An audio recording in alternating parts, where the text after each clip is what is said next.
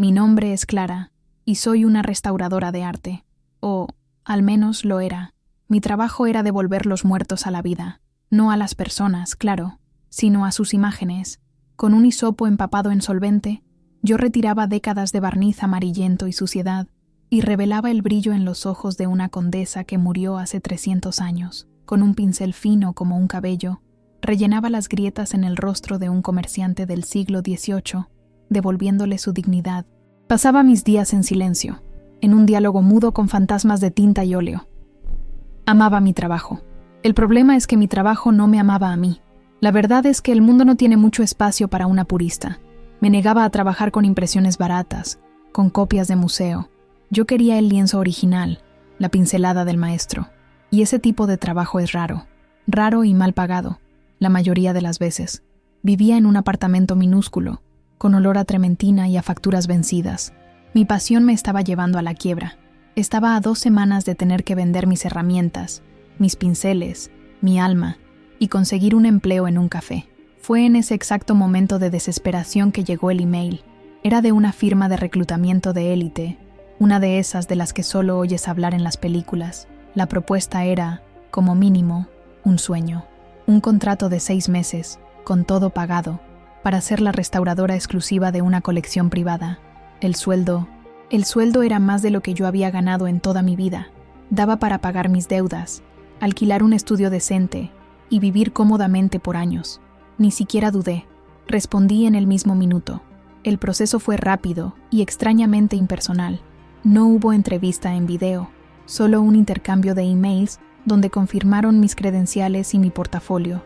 Y entonces, las condiciones eran particulares. El cliente era anónimo.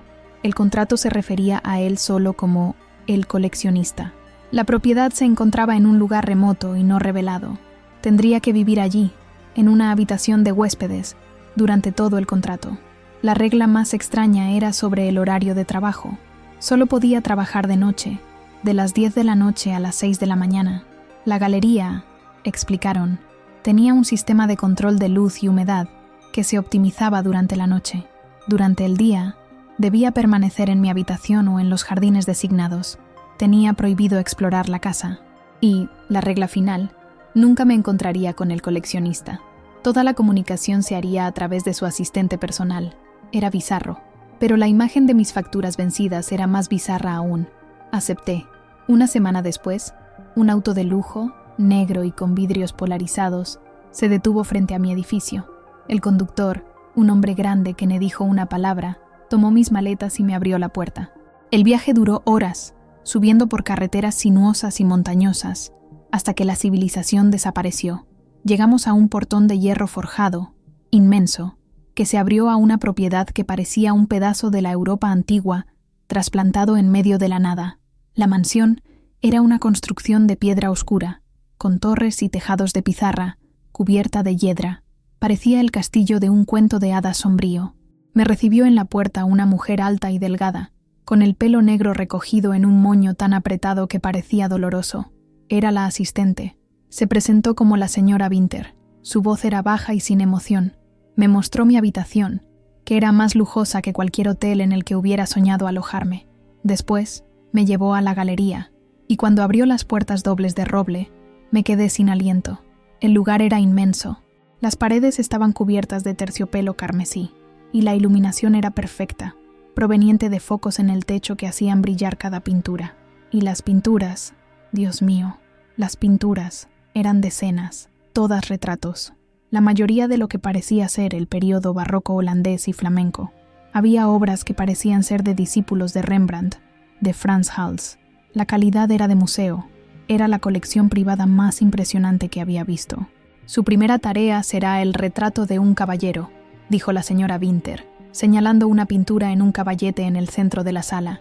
Presenta un fino craquelado en la capa superior de barniz. El coleccionista desea que sea restaurado a su gloria original. Me acerqué a la pintura. Era una obra maestra. Un hombre de mediana edad, con un bigote imponente y un cuello de encaje, me miraba fijamente con una expresión de severa melancolía. La técnica era impecable, pero había algo extraño. En todos los retratos, los ojos, Los artistas habían logrado capturar un realismo en los ojos que era casi fotográfico. Era más que tinta y óleo. Parecía haber una profundidad allí, una conciencia, que me dejaba un poco incómoda. Parecían vigilantes. Esa noche, a las 10 en punto, comencé. La galería estaba en completo silencio.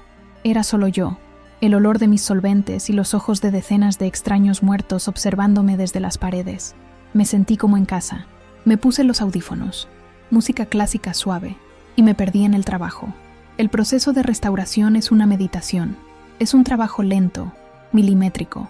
Con un hisopo minúsculo, comencé a retirar el viejo barniz de la esquina oscura del fondo de la pintura. La suciedad de siglos comenzó a ceder, revelando el color original, un negro profundo y aterciopelado. Las horas pasaron volando. Estaba en trance, feliz. Por primera vez en años, estaba haciendo lo que nací para hacer, al más alto nivel. Era un sueño. Cuando el reloj marcó las 6 de la mañana, me detuve, limpié mis herramientas, cubrí la pintura con un paño de lino, como se me indicó, y me preparé para salir. Apagué mi pequeña lámpara de trabajo, y la galería se sumergió en la iluminación ambiental, baja y dorada. Estaba en la puerta, a punto de cerrarla, cuando eché un último vistazo a la sala, una mirada de pura satisfacción, y fue entonces cuando sucedió, o creo que sucedió. Mi atención fue atraída hacia una pintura en la pared opuesta. Era el retrato de una joven mujer, con un vestido de seda azul y perlas en el cabello. No estaba trabajando en ella, estaba a unos 20 metros de distancia, y tuve la nítida, la inconfundible, la escalofriante sensación de que su cabeza, que antes estaba girada ligeramente a la izquierda, mirando hacia afuera del lienzo, ahora estaba girada un poco más hacia el frente, mirándome directamente, a mí. Parpadeé. Mi corazón dio un brinco. Sacudí la cabeza. Imposible. Era el cansancio. 8 horas de trabajo enfocado, la luz artificial, la soledad. Mi mente me estaba jugando una mala pasada. Miré de nuevo. La cabeza de la mujer estaba exactamente donde debía estar, girada a la izquierda. Era solo mi imaginación. Claro que lo era. Cerré la puerta, con el corazón todavía un poco acelerado. «Necesitas dormir, Clara», me dije en un susurro, pero mientras caminaba por el pasillo silencioso de vuelta a mi habitación, no podía quitarme la imagen de la cabeza, los ojos de la mujer en el cuadro, y la sensación de que, por un breve instante, no estaban mirando a un punto distante en el tiempo. Me estaban mirando a mí. Dormí poco y mal. La habitación de huéspedes, que antes me parecía el colmo del lujo, ahora se parecía más a una jaula dorada. Cada sombra en la esquina de la habitación parecía tomar la forma de la mujer del cuadro azul. Cada crujido de la madera antigua de la casa era, en mi fértil imaginación, el sonido de un paso en el pasillo. Me desperté con el corazón acelerado, la imagen de sus ojos grabada en mi mente. Pasé el día tratando de convencerme de mi propia locura. Cansancio, estrés, sugestión. Encontré decenas de explicaciones lógicas y reconfortantes.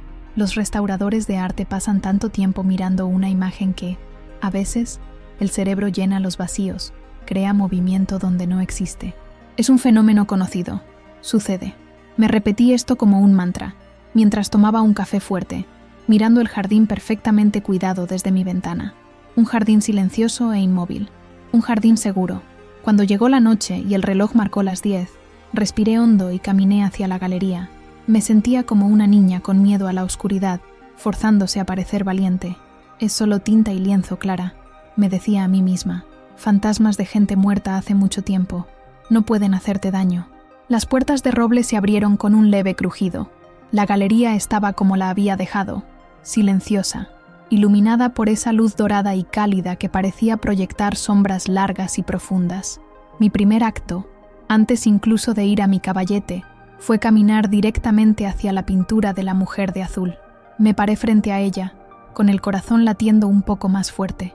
Su rostro estaba girado a la izquierda, exactamente como debía. La expresión era de una vaga melancolía, los labios finos casi formando un puchero. Los ojos, de un castaño profundo, miraban a un punto cualquiera, fuera del lienzo, perdidos en un pensamiento de siglos atrás. No había nada malo, nada fuera de lugar. Solté un suspiro de alivio que no sabía que estaba conteniendo. Lo había imaginado todo. El cansancio era real, la soledad de ese lugar era real, y mi cabeza, aparentemente, no era de fiar. Con un nuevo sentido de profesionalismo, fui a mi puesto de trabajo. El retrato de un caballero me esperaba, cubierto por el paño de lino. Lo descubrí. Ese hombre severo, con su bigote y su cuello almidonado, seguía igual. Me sentí una tonta. Puse mi música clásica en los audífonos, un poco más alta esta vez, como para llenar el pesado silencio de la sala, y me sumergí en el trabajo.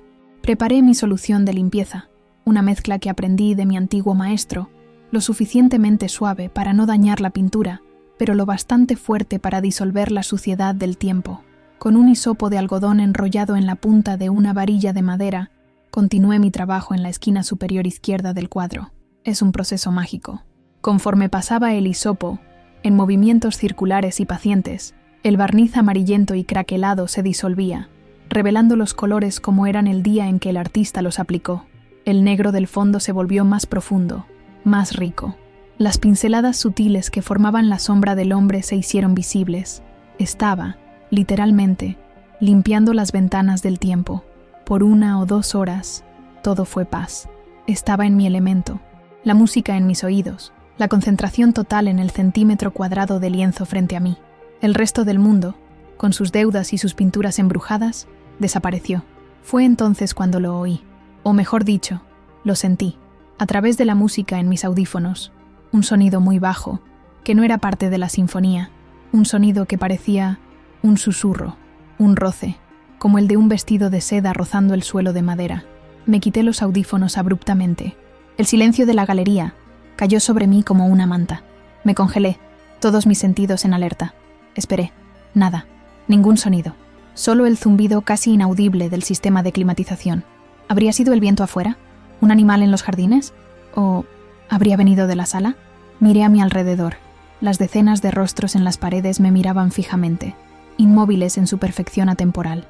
El de la mujer de azul, el de un general con una armadura reluciente, el de 2 niños de mejillas sonrosadas sosteniendo un perrito.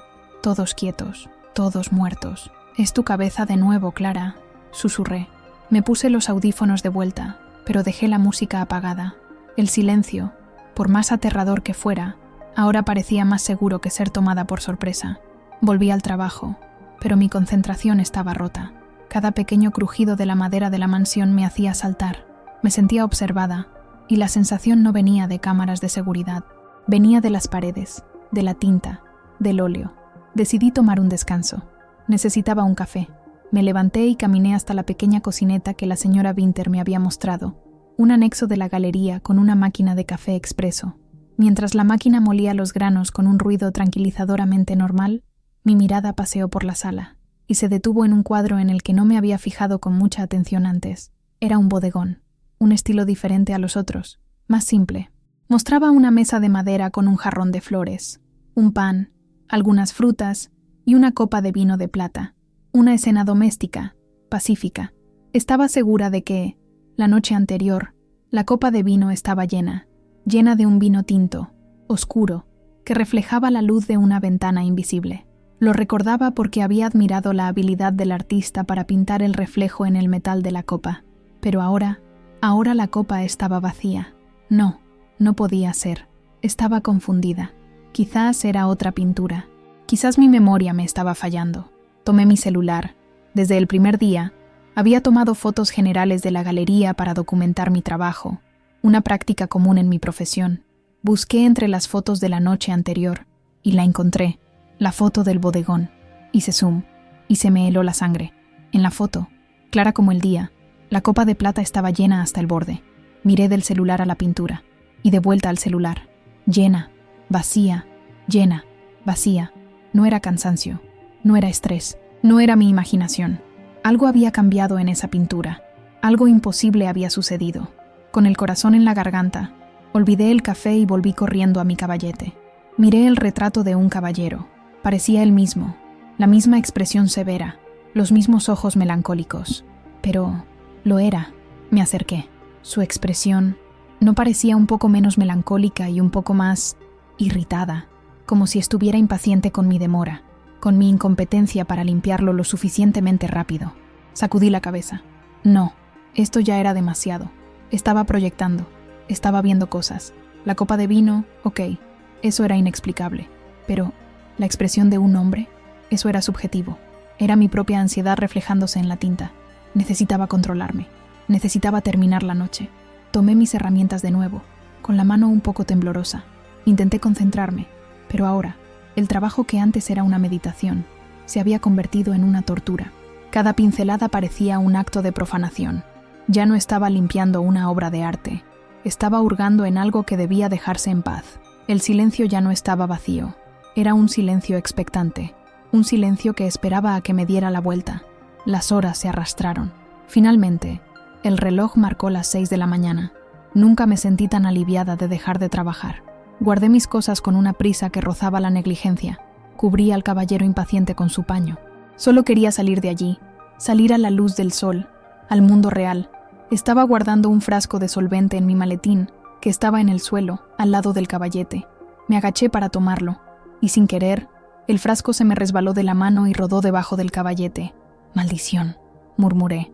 Me arrodillé, contorsionándome para alcanzar el frasco en la oscuridad, bajo la estructura de madera. Mi mano finalmente lo encontró, y cuando me estaba levantando, todavía de rodillas, mi cabeza estaba en un ángulo bajo. Mi mirada subió, naturalmente, desde la base del caballete hacia la pintura que estaba sobre él, y fue en ese ángulo, desde esa posición, que lo vi. Los ojos del caballero en el retrato ya no miraban hacia el frente, a un punto fijo en el espacio.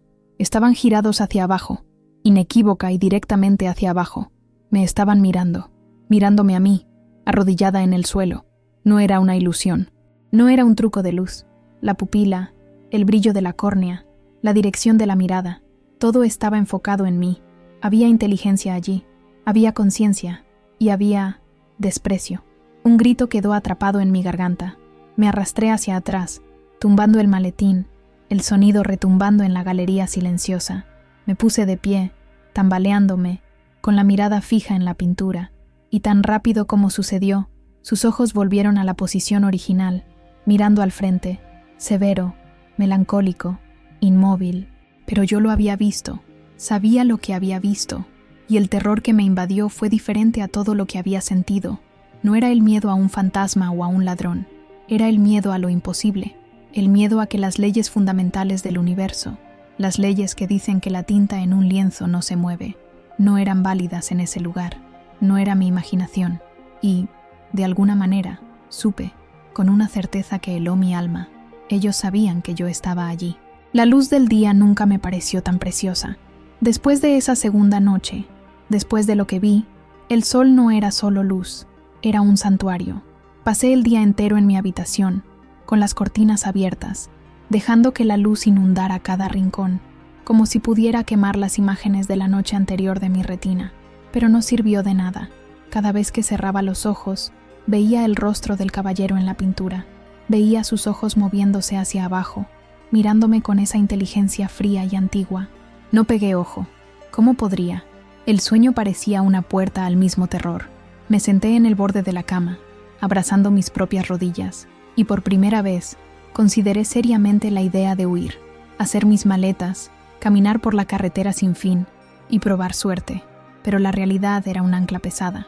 El contrato, la multa millonaria, la ubicación remota, la señora Winter. Me encontrarían.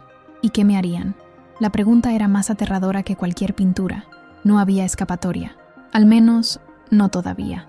Si estaba atrapada en una jaula, necesitaba, antes que nada, entender la naturaleza de mi carcelero y la naturaleza de la jaula en sí. El miedo todavía estaba ahí, un nudo helado en mi estómago, pero estaba siendo desplazado por otra emoción, igualmente poderosa, la necesidad de saber. Esa noche, no fui a la galería como una restauradora, fui como una investigadora. Mi plan ya no era trabajar, era observar. A las 10, entré en la galería. El silencio parecía diferente ahora. No era un silencio vacío, era un silencio lleno de presencias contenidas. Sentía las miradas de cada retrato sobre mí, aún sabiendo que, si miraba directamente, estarían perfectamente inmóviles. Era un juego del gato y el ratón, y no sabía quién era el gato. Fui a mi estación de trabajo, como siempre. Descubrí el retrato de un caballero y ordené mis herramientas, todo para mantener las apariencias. Pero en lugar de empezar a trabajar, tomé mi celular. Discretamente, lo coloqué en una esquina de mi mesa, apoyado en un libro, con la cámara encendida y grabando. La lente apuntaba a la pintura de la mujer de azul, al otro lado de la sala. Si se movía de nuevo, tendría la prueba. Una prueba que quizás solo serviría para confirmar mi propia cordura, pero era un comienzo. Hecho esto, fingí trabajar. Tomé un pincel seco y comencé a pasarlo suavemente sobre la superficie de la pintura del caballero, un movimiento repetitivo y sin sentido. Mis oídos, sin embargo, estaban atentos a cada mínimo sonido. Mis ojos, cada pocos segundos, se desviaban hacia las otras pinturas, buscando cualquier anomalía. Las primeras horas fueron una prueba de nervios. No pasó nada. El silencio era absoluto. Las pinturas eran solo pinturas. Empecé a sentirme una idiota de nuevo, una paranoica. Quizás había tenido un colapso, una alucinación causada por el estrés. Pero entonces lo oí de nuevo, el roce de la seda, esta vez más claro. Miré en dirección al sonido. La pintura de la mujer de azul seguía inmóvil, pero a su lado había un retrato de un hombre anciano, un juez con una peluca blanca y una toga negra, y su mano, que antes reposaba sobre un libro de leyes, parecía estar crispada. Los dedos, antes relajados, ahora parecían tensos, agarrando la tapa del libro con fuerza. Tomé mi celular, detuve la grabación y fui a la galería de fotos. Comparé la imagen en vivo con la foto que había tomado la primera noche. No había duda. La posición de los dedos había cambiado. Era una alteración mínima, casi imperceptible, pero estaba ahí. Mi corazón se disparó. Se movían. Era real, pero era tan sutil. ¿Por qué? ¿Era un juego? ¿Se estaban burlando de mí? ¿O no podían moverse más que eso? ¿Eran como prisioneros en sus propios cuerpos de tinta, capaces solo de pequeños espasmos de vida? La idea de que estaban atrapados era, de alguna manera, más triste y más aterradora. No estaba siendo acosada. Estaba presenciando una tortura silenciosa que duraba siglos. Entendí que restaurar las pinturas no me daría respuestas. Necesitaba entender quién las coleccionaba. Para entender el arte, necesitaba entender al mecenas. ¿Quién era el señor Blackwood? ¿Qué lo llevaba a coleccionar estas obras específicas, con esa cualidad de vida perturbadora? Con el celular en la mano, convertido en mi única herramienta de investigación, dejé mi estación de trabajo y comencé a explorar la galería con un nuevo propósito. Busqué placas, etiquetas, cualquier cosa que pudiera darme una pista. Y entonces, en una esquina oscura de la inmensa sala, escondida detrás de una cortina de terciopelo pesado, encontré otra puerta. Una puerta más pequeña, que no parecía llevar afuera, sino hacia adentro de la estructura de la casa. No tenía cerradura electrónica, solo un pomo de latón antiguo. Mi instinto me dijo que era allí. Si el señor Blackwood tenía una oficina o una biblioteca conectada a su colección, sería allí. Con la mano temblorosa, giré el pomo. Se abrió. La habitación estaba oscura como boca de lobo. El aire era denso, con un fuerte olor a papel viejo, cuero y polvo. Era el olor de un lugar que no se visitaba con frecuencia. Encendí la linterna del celular, y la luz reveló una biblioteca, la oficina privada del coleccionista. Era lo opuesto a la galería. La galería era un escenario, perfectamente iluminado y curado. Esta habitación era un nido, caótica, personal. Había pilas de libros en el suelo, en las mesas, en las sillas. Las paredes estaban forradas de estanterías que iban del suelo al techo, repletas de volúmenes antiguos. Había mapas antiguos clavados en las paredes y globos terráqueos en soportes de madera. Empecé a mirar los títulos de los libros, y fue ahí donde el verdadero rompecabezas comenzó a formarse. Sí, había cientos de libros sobre historia del arte, catálogos de subastas, biografías de artistas, tratados sobre técnica pictórica, pero mezclados con ellos, había otros libros que no deberían estar allí. Títulos como La persistencia de la conciencia, La vasija anímica, Teorías sobre la captura de la esencia. Había libros de alquimia, con diagramas de destilación y símbolos arcanos. Había tratados de filosofía esotérica sobre la naturaleza del alma. Había textos de física cuántica sobre el entrelazamiento de partículas y la memoria del universo. Lo que fuera que el señor Blackwood coleccionara, no era solo arte. Estaba investigando algo, y parecía tener que ver con la posibilidad de aprisionar algo en la tinta. En una gran mesa de roble en el centro de la habitación, había un libro abierto. Estaba escrito a mano, en una caligrafía elegante pero temblorosa. Un diario, el diario de Blackwood. Me acerqué, con el haz de luz de mi celular temblando, La página estaba fechada de hace algunos meses. Leí: la prueba con el retrato de Van der Helst fue un éxito. La vitalidad del sujeto, como se predijo, era fuerte. Fue un hombre de gran pasión y furia en vida, y su esencia permanece potente. Observé un cambio en la tensión de la mandíbula tras la provocación auditiva. Todavía pueden oír, todavía están conscientes, en algún nivel. La cuestión ahora es si esa conciencia puede ser enfocada, dirigida. El proceso de restauración parece agitarlos. La eliminación del barniz es como quitar un sedante. La nueva restauradora es sensible, se dará cuenta, y su reacción será la prueba final. Tuve que apoyarme en la mesa para no caer. El diario estaba hablando de mí, no era una empleada. Era parte de un experimento. Mi trabajo no era el objetivo, era el detonante. Estaba siendo utilizada para agitar las pinturas, para provocar una reacción. Con las manos temblorosas, hojeé el diario. Encontré anotaciones sobre casi todos los retratos de la galería.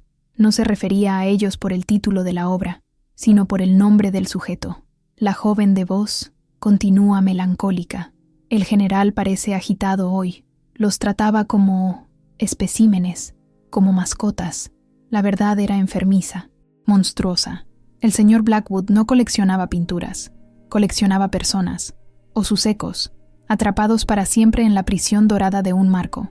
Era un necrófilo del alma. Necesitaba salir de allí. Ese conocimiento era demasiado peligroso. Me di la vuelta para irme, para volver a la galería y fingir que nada había pasado hasta poder planear un escape real. Pero mientras me giraba, la luz de mi celular iluminó una esquina de la biblioteca que estaba cubierta por una gran sábana de terciopelo, del mismo tipo que cubría las pinturas. La curiosidad, esa fuerza terrible y autodestructiva, me dominó. ¿Qué estaría escondiendo allí, en su propio santuario? Con el corazón latiendo descontroladamente, extendí la mano y tiré de la sábana.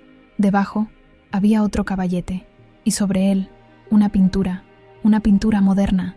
El estilo era completamente diferente al resto de la colección. Era realista, pero con una cualidad etérea, soñadora. Era un retrato, inacabado. La mayor parte del lienzo era solo un boceto a carboncillo.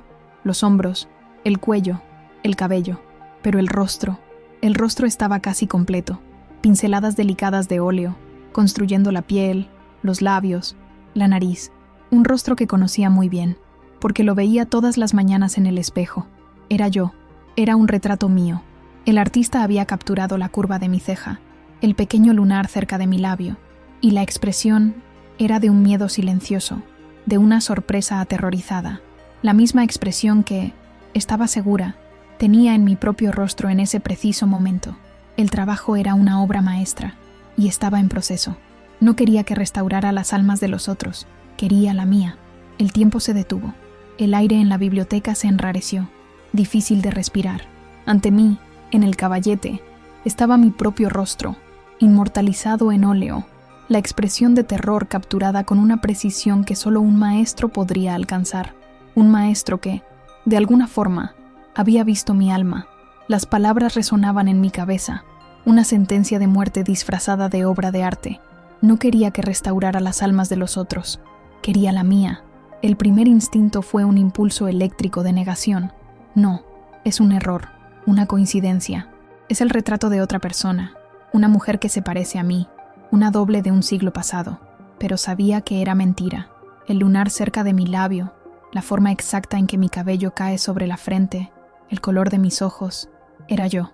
Y el trabajo era reciente. Podía oler el débil aroma del aceite de linaza fresco en el aire. Aquello había sido pintado hacía pocos días, u horas. Un pánico abrumador se apoderó de mí. No era una empleada, era la próxima pieza de la colección. Mi restauración de las otras pinturas no era un trabajo, era una preparación, un cebo, un ritual para sintonizarme con la energía de ese lugar, para convertirme en una vasija digna de ser añadida al estante de almas del señor Blackwood. Me di la vuelta y corrí hacia la puerta de la biblioteca, la única salida que conocía. Giré el pomo de latón, cerrada. La giré de nuevo, con más fuerza, sacudiendo la puerta con el hombro. Nada, no se movía. Estaba cerrada por fuera. La trampa se había cerrado. Estaba atrapada en la oficina de mi propio cazador. ¡Socorro!, grité, mi voz ahogada por la madera maciza y los miles de libros que forraban las paredes. ¡Abran la puerta! La única respuesta fue el silencio. Un silencio que ahora parecía burlarse de mí. Corrí por la habitación, buscando otra salida. ¿Una ventana? No había ventanas. El lugar era una caja fuerte de conocimiento profano, enterrada en el corazón de la casa. Estaba completa, irremediablemente, acorralada. Desesperada, volví a la mesa de Blackwood, buscando cualquier cosa. Un objeto pesado para derribar la puerta, un teléfono, cualquier cosa. Mis ojos cayeron de nuevo sobre su diario. Con las manos temblorosas, lo tomé, buscando la última anotación, y la encontré. La fecha era de esa misma noche. La caligrafía era más inestable que nunca. El espécimen final ha llegado. Clara, perfecta, un alma de artista, llena de pasión y sensibilidad. Su presencia en la galería ya causa ondulaciones en la colección. El general está más agitado que nunca. La joven de voz parece curiosa. El proceso de restauración funciona como estaba previsto. Está afinando su resonancia. Pronto estará lista. El artista está ansioso por comenzar. Mi propio tiempo se agota. El cuerpo falla. Pero el proyecto debe completarse. La inmortalidad tiene un precio. Y ella será mi obra maestra. El espécimen final. El artista. Él no era el pintor. Había otra persona, otro prisionero en ese castillo de horrores. Y entonces, el ambiente a mi alrededor comenzó a cambiar. No sé cómo explicarlo. No fue un sonido, fue un cambio en la presión del aire, un zumbido bajo que parecía vibrar en mis huesos. Y los susurros que antes oía en la galería, ahora estaban allí, en mi cabeza. Eran más claros, fragmentos de voces, hombres, mujeres, niños, palabras en holandés, francés, inglés arcaico, y una palabra que entendí, repetida por varias voces, superpuestas, como un eco fantasmagórico. Corre. Me estaban advirtiendo. Las almas en los cuadros. Ellas sabían. De repente, oí un clic metálico. La puerta de la biblioteca se abrió. Sin pensar, corrí hacia ella y la abrí de un tirón. El pasillo estaba vacío. Era mi oportunidad. No corrí a mi habitación. Corrí hacia la salida, hacia la puerta principal. Corría por los pasillos de la mansión como un animal asustado, el sonido de mi propia respiración jadeante retumbando en las paredes. Pasé por la entrada de la galería principal y, en contra de mi buen juicio, me detuve un instante y miré hacia adentro. Lo que vi me heló la sangre. Se estaban moviendo. Ya no era sutil, ya no era un truco de luz. La mujer del vestido azul tenía ambas manos pegadas a la superficie del lienzo, como si estuviera atrapada detrás de un cristal, el rostro contorsionado en un grito silencioso. El general tenía la espada desenvainada, el brazo levantado, listo para un golpe. El juez me señalaba con un dedo acusador directamente a mí. No eran amenazantes, eran desesperados. No querían hacerme daño. Intentaban decirme que hiciera lo que ellos no podían, huir. Su advertencia me dio un nuevo aliento. Me di la vuelta y continué mi carrera desesperada. La puerta principal estaba a 20 metros. 10, 5. Extendí la mano hacia el gigantesco pomo y la puerta se abrió, pero no hacia afuera, hacia adentro. Parada en el umbral, bloqueando mi paso, estaba la señora Winter. La máscara de profesionalismo había desaparecido por completo de su rostro. Su expresión ahora era de una frialdad depredadora, una satisfacción cruel, y no estaba sola. Detrás de ella, 2 hombres altos, vestidos con idénticos trajes negros, surgieron de la oscuridad de la noche. Guardias, o guardianes. Creo que se ha perdido, Clara, dijo la señora Winter, la voz aún baja, pero ahora cargada de una amenaza que me paralizó. Su lugar de trabajo es la galería. Di un paso atrás, y otro. Mi corazón se hundió. No había salida. ¿Qué quieren de mí?, tartamudeé, aunque ya sabía la respuesta. El coleccionista admira mucho su trabajo, dijo ella, dando un paso hacia adentro de la casa, forzándome a retroceder. Admira su pasión, su vitalidad. Él cree que un verdadero artista no solo debe restaurar el arte, debe convertirse en arte. Es el mayor honor que existe. Sonrió, una sonrisa fina, sin vida, que no llegó a sus ojos. Él se está muriendo, ¿sabe? Este frágil cuerpo suyo está en las últimas. Y este proyecto, esta colección, es su vida, literalmente. Cada alma capturada en el lienzo alimenta la suya, pero la energía se disipa. La colección necesita un nuevo catalizador, un nuevo ancla, una obra maestra final para sellar el círculo y asegurar que su conciencia, Persista. Continué retrocediendo, hasta que mi espalda chocó contra la fría pared de la entrada de la galería. Estaba acorralada. Los dos hombres de negro se movieron a mis lados, bloqueando cualquier ruta de escape. Y entonces, de la oscuridad de la galería, emergieron otras dos figuras. Una de ellas era un hombre pálido y delgado, de aspecto asustado, vestido con un delantal de pintor manchado de tinta. Sostenía una paleta y pinceles. El artista me miraba con una tristeza profunda, como si se disculpara con los ojos. Era tan prisionero como yo. Y la otra figura era el propio señor Blackwood. Estaba en una silla de ruedas que parecía más un trono de tecnología médica. Tubos transparentes salían de sus brazos y cuello, conectados a bolsas de fluidos y a monitores que parpadeaban lentamente en el lateral de la silla. Era increíblemente viejo, la piel como un pergamino fino estirado sobre un cráneo. Sus ojos, sin embargo, detrás de párpados arrugados, ardían con una inteligencia feroz y una voluntad implacable. Levantó una mano temblorosa y huesuda y me señaló. Su boca se abrió, y una voz que era poco más que un susurro de papel rasgado llenó el salón. «La luz es perfecta», dijo, mirando no a mí, sino a un punto sobre mi cabeza, como si ya me viera en un marco. «Podemos comenzar». Hizo un gesto casi imperceptible con la cabeza a los hombres a mi lado. «Traigan al artista». Los dos hombres de negro se movieron en mi dirección. Eran como estatuas de traje cobrando vida, rostros sin expresión, hombros anchos que bloqueaban el mundo. Me encogí contra la pared, el corazón latiendo tan fuerte que parecía querer romperme las costillas para escapar. Miré al artista cautivo, que desvió la mirada, una lágrima silenciosa corriendo por su pálido rostro.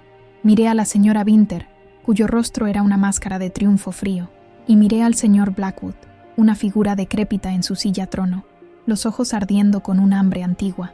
Era el fin. Iban a arrastrarme, a forzarme a posar, y mi esencia sería absorbida por ese lienzo inacabado. Uno de los hombres extendió la mano para agarrar mi brazo. Cerré los ojos, esperando el toque helado, pero nunca llegó. «Deténganse». La voz era del señor Blackwood, un susurro rasgado, pero cargado de una autoridad que hizo que los dos gigantes se detuvieran al instante. Abrí los ojos, confundida. Blackwood hizo un lento gesto con su mano esquelética, un gesto de descarte. Los dos guardias retrocedieron a las sombras. Luego miró al artista. «Usted también, maestro Valerius. Déjenos». El artista, Valerius, pareció conmocionado y aliviado. Hizo una reverencia torpe y prácticamente huyó de la galería, dejando atrás la paleta y los pinceles sobre una pequeña mesa. Ahora éramos solo yo, la señora Winter y la figura marchita en la silla de ruedas. El ambiente de amenaza física inmediata se había disipado, pero fue reemplazado por una tensión psicológica aún más densa. «Acérquese, niña», susurró Blackwood. Mi cuerpo no obedeció. Mis pies parecían clavados al suelo. Winter habló, con la voz más suave que jamás le había oído. «El coleccionista no desea forzarla. Desea conversar». Aquello no tenía sentido. Nada tenía sentido. Lentamente, como si caminara por un campo minado, di un paso adelante, y otro. Me detuve a unos metros de su silla de ruedas. El olor que emanaba de él era de vejez, de medicinas y de polvo, pero también de algo más. Un olor metálico, como a ozono. «Pasó la prueba», dijo Blackwood, una leve sonrisa fantasmagórica tocando sus labios finos como el papel. «¿Prueba?», logré decir, con la voz ronca. «Cada uno de mis restauradores pasa por ella», explicó. «La mayoría no se da cuenta de nada. Hacen su trabajo, reciben su dinero y se van. Son técnicos competentes, pero ciegos. Otros, los más sensibles, se dan cuenta, sienten, se asustan, huyen en la primera oportunidad. Son débiles». Hizo una pausa para respirar, un sonido sibilante y difícil. «Pero usted fue diferente. Sintió, tuvo miedo, pero no huyó. Investigó, rompió las reglas, tuvo la audacia de entrar en mi santuario. No solo quería trabajar para mí, quería entenderme. Eso es lo que he buscado por más de 50 años». Lo miré fijamente, la confusión nublando mi terror. ¿Qué estaba diciendo? «El retrato», dije, señalando con la barbilla temblorosa hacia el caballete donde mi rostro me miraba. «Iba a atraparme, como a ellos». Su sonrisa se ensanchó. «¿Atraparla? No, mi querida. El retrato nunca fue para usted. El retrato era para mí, para poder estudiarla, para entender su esencia antes de tomar mi decisión final». «¿Decisión?», repetí, la palabra sonando estúpida. «Me estoy muriendo, Clara». dijo con una simplicidad brutal. Este cuerpo, esta máquina de carne y hueso, está fallando. Y con él, mi obra, mi vida, mi colección. Cuando mi corazón se detenga, la energía que anima estas pinturas, la conciencia que he anclado en ellas, se disipará.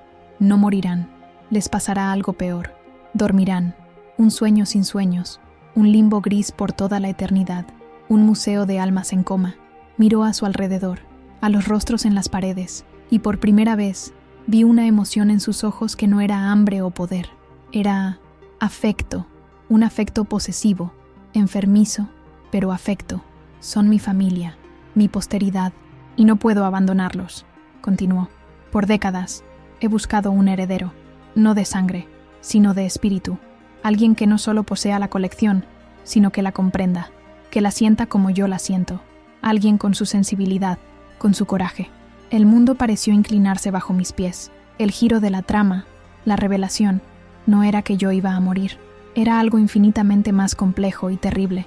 No quiero su alma para mi colección, Clara, dijo el señor Blackwood, su voz ganando una fuerza inesperada. Quiero su alma para cuidar de mi colección. Extendió la mano temblorosa.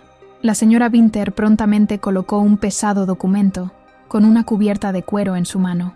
Le ofrezco todo, dijo él.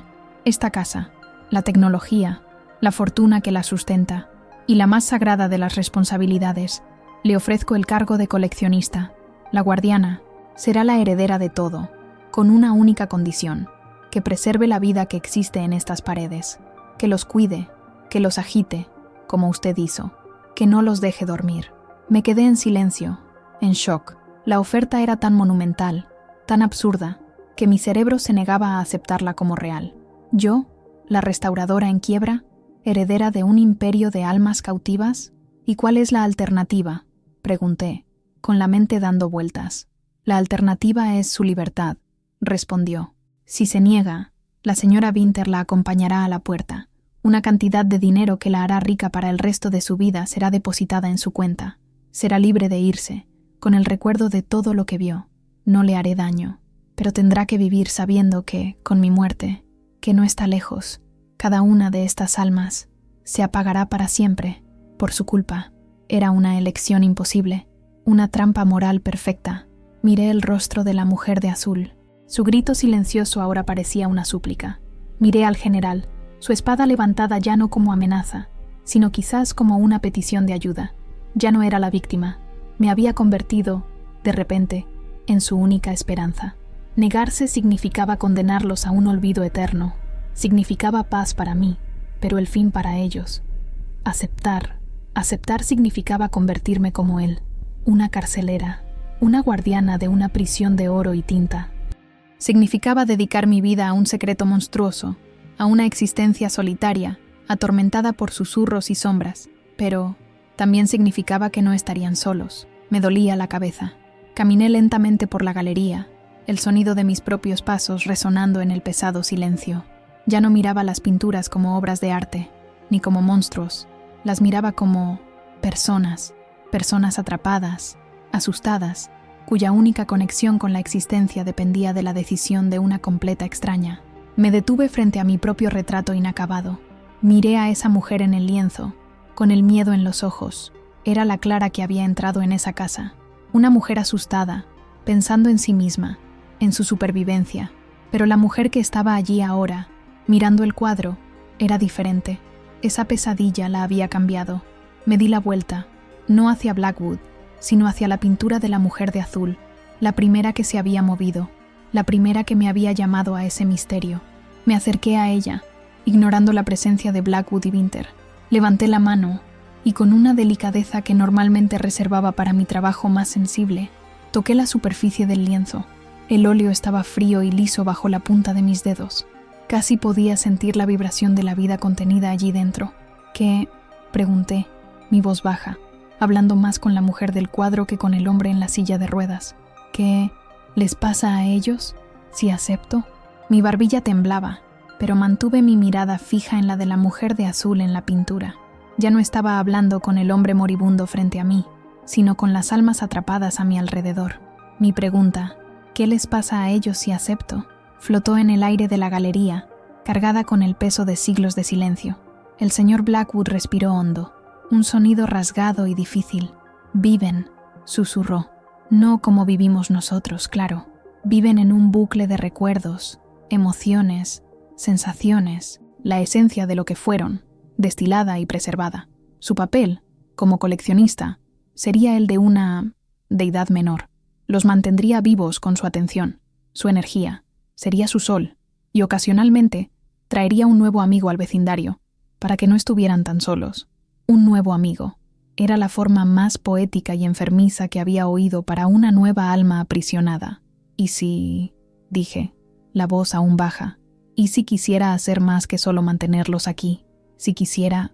liberarlos?» Por primera vez, la señora Winter dio un paso adelante, alarmada. «Señor, eso es...» «Silencio, Helena», cortó Blackwood. Me miró fijamente, y sus viejos ojos parecieron brillar con un nuevo interés. «Liberarlos. La restauración final. Es una teoría, una posibilidad peligrosa. Requeriría un conocimiento de pigmentos y solventes que roza la alquimia, un proceso que podría borrar la obra de arte para siempre en el intento de liberar la esencia. Nunca me atreví. ¿Por qué liberar a un ángel si el proceso puede destruir el cielo?» Sonrió, un estiramiento de piel sobre los huesos. «Pero la posibilidad, sí, la posibilidad existe, y todo mi conocimiento, toda mi investigación, sería suya. Lo que hiciera con ella sería su prerrogativa, como la nueva coleccionista. Ahí estaba, la pieza final, la tentación dentro de la tentación. No solo me estaba ofreciendo una jaula de oro, me estaba ofreciendo la llave, aunque la puerta pudiera llevar a un abismo. Me alejé de la pintura de la mujer de azul, caminé lentamente por el centro de la galería, sintiendo decenas de pares de ojos siguiéndome desde sus marcos. Me detuve frente al señor Blackwood. Miré su frágil figura, un hombre que desafió a la muerte y a la naturaleza, solo para convertirse en prisionero de su propia colección. «Un restaurador no es un carcelero», dije, mi voz clara y firme. «Un restaurador libera la belleza que está atrapada». Él me miró, tratando de descifrar mis palabras. Me di la vuelta y miré mi propio retrato inacabado, a esa mujer asustada en el lienzo, y tomé mi decisión. Transición súbita. El tiempo pasó. La nieve del invierno cubrió la propiedad con un manto de silencio, y luego se derritió, dando paso al verde de la primavera. El señor Blackwood se había ido. Su muerte fue tan silenciosa como su vida, una última exhalación en medio de la noche.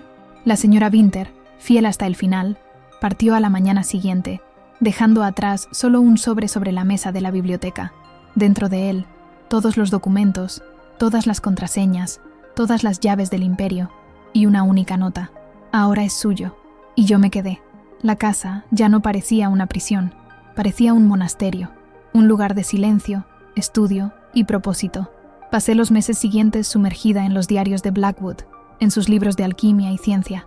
Aprendí sus teorías, sus métodos, sus secretos, y me comuniqué con la colección, no con palabras, sino con atención, con respeto. Los susurros se volvieron más tranquilos, las figuras menos agitadas.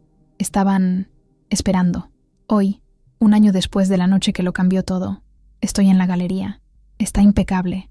Mi retrato inacabado continúa en su caballete, en el mismo lugar. Un recordatorio constante de la elección que hice, un recordatorio de quién era y en quién me estaba convirtiendo. Los empleados, ahora mis empleados, traen una gran caja de madera al centro de la sala, una nueva adquisición, recién llegada de una subasta secreta en Ginebra, un retrato del siglo XVII de un artista desconocido que Blackwood codiciaba desde hacía años. Observo la caja, pero no camino hacia ella. En su lugar, voy a mi antigua mesa de trabajo, que permanece montada en una esquina. Es diferente. Sobre ella, no solo hay solventes comunes para limpieza, hay decenas de pequeños frascos de vidrio, llenos de polvos y líquidos de colores extraños, pigmentos raros, minerales molidos, aceites esenciales destilados bajo la luz de la luna, las recetas que encontré en los libros de alquimia de Blackwood. Tomo un pequeño pincel. Mi mano está firme. El miedo se fue hace mucho tiempo. El señor Blackwood me pidió que fuera la guardiana de su colección, y lo soy, pero él, en su arrogancia, no entendió la naturaleza de un verdadero restaurador. Uno no solo preserva, uno cura, Me dijo que liberar un alma podría destruir el arte, y estaba casi en lo cierto. Lo que no sabía, o no tuvo el valor de intentar, es que para liberar una esencia atrapada, no la borras. Necesitas darle un nuevo lugar a donde ir, un lienzo en blanco, un ancla nueva y virgen, para que el alma pueda transferirse, diluirse y finalmente disiparse en paz. Miro la caja de madera cerrada, el nuevo cuadro que acabo de adquirir. Luego, miro la pintura de la mujer de azul, mi silenciosa compañera durante todo este tiempo. Un buen guardián no mantiene sus tesoros encerrados para siempre, los prepara para su verdadero destino. Mi obra no es coleccionar, es liberar, y mi primera restauración final comienza hoy. Llegó la hora. Si esta historia te enganchó, haz el ritual completo, deja tu like para fortalecer el canal, suscríbete para no perder el hilo y activa la campanita para ser el primero en saber lo que viene. Tu opinión también vale oro, así que déjala en los comentarios.